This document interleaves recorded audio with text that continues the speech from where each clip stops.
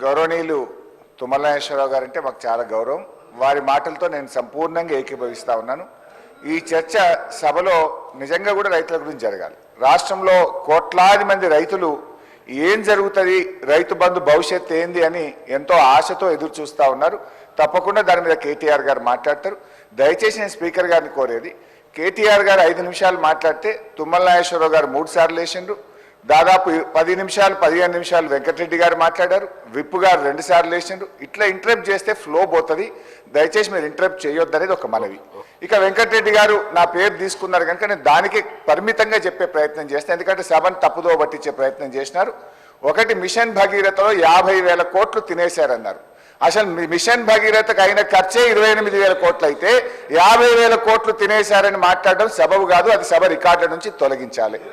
రెండవది, వారు మాట ఏమన్నారు, మా నల్గొండ జిల్లాకు అన్యాయం అయిందన్నారు. నేను నీటిపారుదల శాఖ మంత్రిగా పనిచేసిన. సభ అయిపోయినాక నేను ఆయన ఇద్దరం కలిసి సీదా పోదాం, ఎక్కడికి పోదాం, తుంగతుర్తికి పోదాం, సూర్యాపేట పోదాం, కోదాడ పోదాం.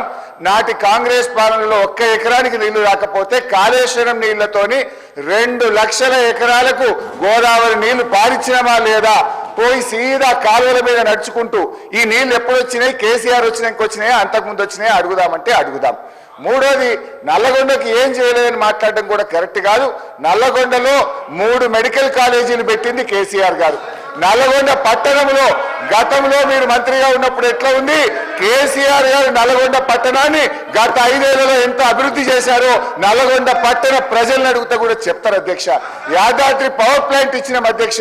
ఇలా నల్లగొండను అన్ని రకాలుగా ఆ జిల్లాను సమగ్రంగా అభివృద్ధి చేసింది బీఆర్ఎస్ పార్టీ.